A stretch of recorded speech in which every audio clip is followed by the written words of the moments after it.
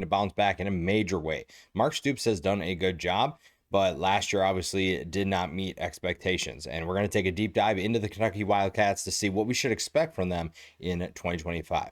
A 4-8 season obviously is not what the Wildcats wanted. It is tough to win in the SEC. Plain and simple, it is not easy to win in this conference, and for the most part, I think Mark Stoops has done a pretty good job of getting this team in good positions to win football games. It's just last year things didn't work out.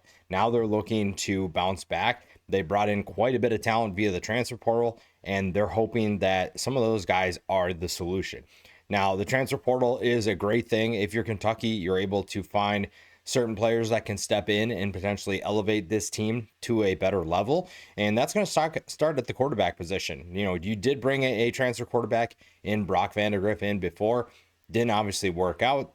Now you bring in Zach Calzada from Incarnate Word. You're hoping that he is able to have a better go around this time in the SEC than he did in his previous stop. We'll talk more about him obviously in a little bit, but I think that'll be a fun player to watch for sure. You also bring in plenty of power forward talent, guys like Kendrick Law, Troy Stellato, and you look at JJ Hester on offense. You also bring in some interesting players on the defensive side of the ball. Sam Green could be someone that is part of that defensive line and is able to take that group to another level, especially with the NFL talent you lost. You lose guys like Deion Walker, JJ Weaver, Jamon Dumas Johnson on the defensive side of the ball. The defense saw some big time players depart to the NFL. You also saw Keyshawn Silver go to USC. So you did need to bring in some talent. But also, I think, especially on the interior defensive line, it was telling that this team did not have to bring in talent to be able to replace everybody. You know, you have interior defensive line as one of the premium positions in the transfer portal in 2025, and Kentucky did not have to do a ton of work at that department. So that tells you a lot about how they feel about that group and their ability to recruit at that position. But the transfer portal was good. I think it's just going to come down to how well these guys gel in this system. We talked about Zach Calzada before, and Zach Calzada was an interesting story. When you look at what he did at Texas A&M, when he and Haynes King were there, I think he did some really good things at Texas A&M. There were a lot of fun games that you saw, and if you go back and watch, you can definitely see the good things that he did for the Aggies. It's just that it's tough to win in the SEC. It's tough to be consistent, and it's tough to be successful. Calzada found that kind of the hard way. Transfers out to Auburn, and then ultimately sees that it's not working in the SEC, goes to Incarnate Word and has a good year. Incarnate Word had a really good year last year, and he was a big reason why. Now he returns to the SEC, hoping the third time's the charm, and it's going to be tough. Bringing this Kentucky offense to where it needs to be isn't going to be easy. It will not be easy to move the ball down the field, but it's not because they don't have talent. And we'll dive into the wide receivers. I really like the wide receivers. I think that the wide receivers have a lot of potential in 2025. You have some guys that weren't getting opportunities at their previous schools. You also have some returning talent that's very exciting. So I think that that combination provides optimism for Calzada and this offense. If Calzada isn't the answer, that's where you maybe have some questions. Cutter Boley is coming back, Bo Allen. Maybe those guys are able to step in if Calzada can't get the job done. But I think you do have some big concerns if Calzada is not the answer. But again, the passing attack, maybe Calzada just needed some confidence, and you saw what he could do with confidence. We saw that Incarnate Word, and maybe that's enough to jumpstart his career to where he wants it to be.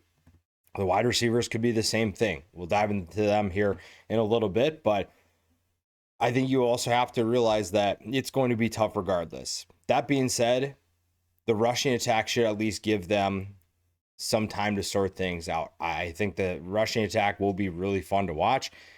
You have a couple of transfers coming in. Dante Dowdell had a solid year for Nebraska, decides to take his talents to Kentucky, and the Wildcats are definitely okay with that. I think that they're excited about what he could do. He has a lot of exciting opportunities ahead of him, and there's going to be plenty of good depth at this position as well. The returning guys are going to be Jason Patterson.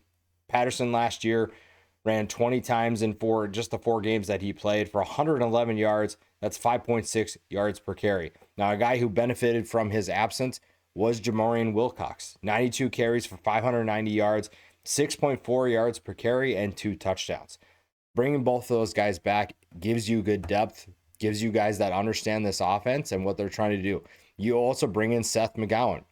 Now, Seth McGowan is a guy who had a lot of success in his career at multiple different stops, and you're hoping that that continues with Kentucky. So when you look at this group, especially if you look at their numbers and see how efficient they could be, I think this rushing attack should be better than it was last year. And last year, they did finish 81st. That was technically the strength of this offense. But this is an offense I think that should be able to run the ball a lot more efficiently and a lot better than it did last year. Wilcox led the team in rushing in 2024, and Patterson would have been up there as well if he did played more than 4 games. You lost quite a bit of talent at that running back position, so that's why you bring in guys like Dowdell and McGowan to be able to help out at that position. But overall, you feel pretty good about what the rushing attack could do for this team this year. Now, that's also going to help the passing attack open things up. And you do have, we talked about Calzada and what he can do. You have a number of incoming players and players that are returning that will be really fun to watch. Now, one of the guys that they got back this year was a guy in Jamori Macklin. And Macklin, I think if he is able to increase his production and increase his touches, you're going to see a guy that has a ton of success. Only 13 catches last year, but he turned that into 313 yards. That's 24.1 yards per catch. Another guy that could fit in that category is Hardly Gilmore. 6 catches for 153 yards. That's 25.5 yards per catch.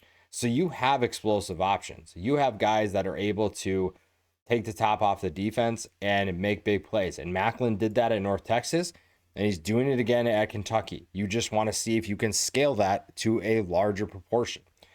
Gilmore could be another guy. You bring in Kendrick Law from Alabama. You bring in J.J. Hester from Oklahoma. Troy Stellato, who was kind of stuck in a loaded Clemson offense as well. Those are 3 guys to keep an eye on in terms of being a big part of this passing attack. Fred Ferry II is going to be part of this as well.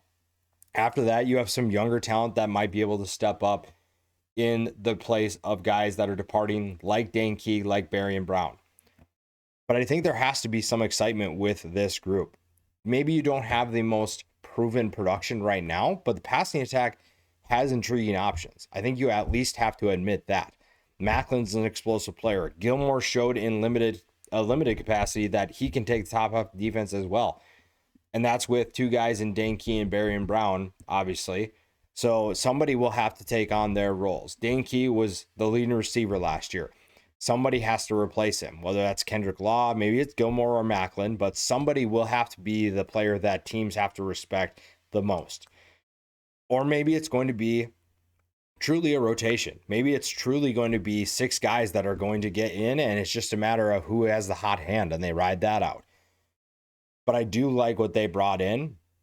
I think if 1 or 2 of those guys are able to inherit those new roles and take on larger responsibilities, you'd feel a lot more confident about this team heading into the season, and you feel comfortable knowing that Zach Calzada is looking for options, and this staff did a good job of bringing in players that give him those options. So the skill positions, there are some questions for sure, but I think you have to be a little bit optimistic, especially after last year. Going 4-8 is going to give you a lot of challenges, a lot of opportunities for growth. And when you head into a season after a 4-8 year, it might take some time for everybody to get up to speed with each other, but at least the wide receivers and the running backs and Calzada really bring you that excitement, give you some optimism. Now, maybe the tight ends will be part of this as well. Josh Caddis is coming back. You also get Willie Rodriguez. Those are 2 guys that didn't catch a ton of passes, only caught 11 combined passes last year. You bring in Henry Boyer from Illinois. Elijah Brown could also be part of that rotation as well. So Maybe not as explosive options as some of the other players you have on the roster, but at least you have some bigger targets that give you maybe more of that reliability when you have other guys that are able to handle the explosive duties. So you're going to look at this team and you're going to have to find some new players that step into bigger roles, but also at the same time, you feel confident about what you have coming back. And it's just a matter of those guys to take that step. The wide receivers have a lot on their plate, and the running backs can also find a way to help this group as well. So overall, everybody's going to help each other, and some of these new faces will be a big part of that. A lot of the pressure does go to the offensive line too. That's just a natural. Whenever you're trying to turn things around, you obviously want to make sure that your offensive line is up to speed. I'm very intrigued at how the tackles will play. You have Alexander Wolschlager coming in from Bowling Green. Shiaz Pete is going to be an intriguing player at left tackle as well. And those two positions will give us a lot in terms of building Zach Calzada's confidence. You're going to face a lot of talented defensive players. And if you're not able to give Calzada time, that's going to kill his confidence. That's going to slow down the offense. And it could be a long year if the tackles aren't getting the job done. But I think that they feel pretty confident in what those two can do. The interior feels like it's relatively set. You bring in Josh Braun from Arkansas. You also bring back Jager Burton and Jalen Farmer. Those are two guys that have a ton of experience and look to be pretty settled in their roles last year. They'll give some of these new faces time to get up to speed and understand what the offense is looking for. Burton and Farmer are just two great pieces to have back, and I really like the addition of Josh Braun as well. I also think that the depth behind them is very intriguing. There will be plenty of competition. When you go 4-8, the one thing you can almost guarantee is that the coaching staff is going to ramp up the competition this year, and the offensive line is going to be a way for them to make sure this team has more success. Breeding that competition, get some of these guys that are in backup roles to push for starting time. That's going to be a great way to do that. So a guy like Malachi Wood, maybe Cameron Jones, those are two guys to keep an eye on at the tackle positions. But overall, the entire offense is going to have to get better. They are going to have more competitions to prove who is our go-to guy, and it's going to determine the starting lineup pretty quickly after that point. The defense is kind of in the same boat, honestly. You look at what this team did in 2024, now it was a better group than the offense was, but you lose a ton of talent. You lose a number of defensive linemen that gives you some problems up front. You also lose a couple of linebackers. The secondary, though, is going to be in a pretty good place. Now, you do bring in some transfers up front. Someone like Sam Green could be someone to pay attention to. Cameron Olds will push him for time on the edge. You bring in Mikey's Grace from South Dakota and Jaden Williams from Wyoming. So a few of those guys are going to have to prove that they can take their game to another level. Playing in the FCS and playing in the group of five is not the same as playing in the SEC, plain and simple. But these guys have the talent. They have the traits that this staff likes, and becoming more disruptive on the edge is a great way to ensure that you're going to be successful in slowing down opposing offenses. The secondary, like I said, I think is in a pretty good place, but it's not going to hurt to have these edge rushers get to the quarterback. So while Grace and Williams and Olds are going to have to take their talents to a level we haven't seen from them quite yet, there's a reason why they're coming to Kentucky. Kentucky is obviously going to take a flyer on some teams, or on some players, but they understand what this trio of new faces can do for them. Green's a little bit more, I don't want to call it a sure thing, but you know what he has seen playing at USC. So you know the competition he's faced.